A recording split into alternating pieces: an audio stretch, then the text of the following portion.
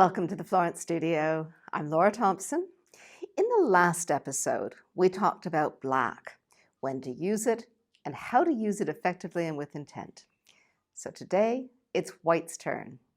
We often want to lighten a color's value, and value meaning simply how light or how dark a color appears. But do you find yourself simply adding more and more white and finding that something is lost in the process? You're probably noticing a flatness or perhaps a gray, cooler toning. And what has happened is that you've sacrificed chroma meaning the saturation or the intensity of the color, in your effort to just simply make the value lighter.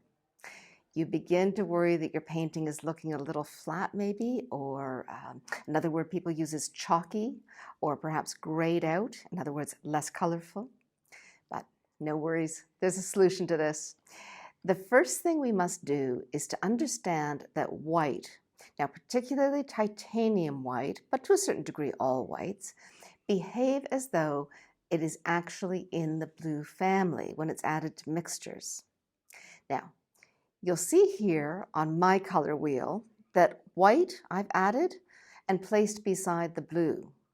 Now this is to remind you that when thinking of white, we should consider it to be a very, very light version of blue. So let's take an example.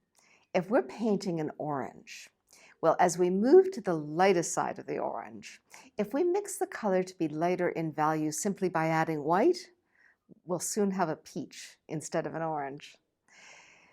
What would our other choice be on our palette to keep the color intensity, but to still lighten the value so that it's not such a dark orange? If you said yellow, you're correct. You can see in this image that both yellow and white have successfully solved our goal of making the orange paint lighter in value, but they're now very different colors.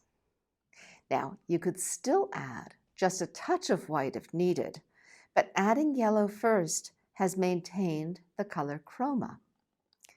Let's look at green now. If you're painting a lime, then let's consider yellow a better choice.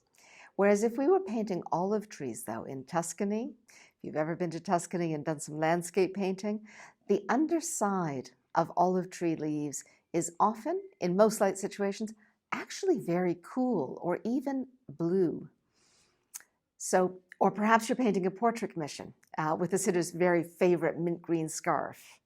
Well, in this case, the lime green would actually be a poor choice, and the white would have both cooled the color and lowered the value. Both white and yellow in these examples have made a lighter version of our original dark green, but both are very different colors.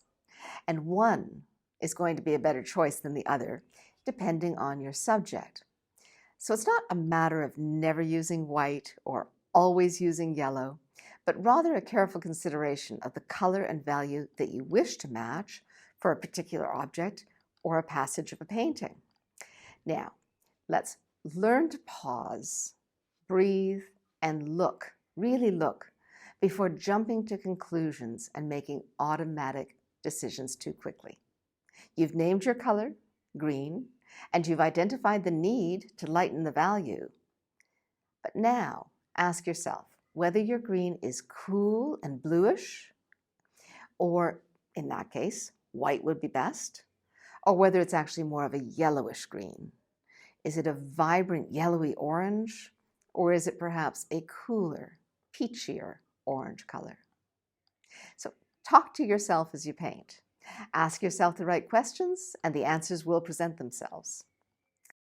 So now that we better understand white, and if you watched the last episode, black, perhaps it's now time to better learn the tricks for how to properly see and judge values, how dark or how light something is, or what I like to refer to as the value of relativity.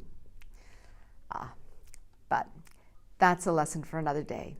And so we'll look forward to seeing you again to learn more tips, tricks, and techniques here at the Florence Studio. And in the meantime, I'm going to pick up my rabbit because he has been nibbling my feet through this entire episode. But in the meantime, happy painting, everyone.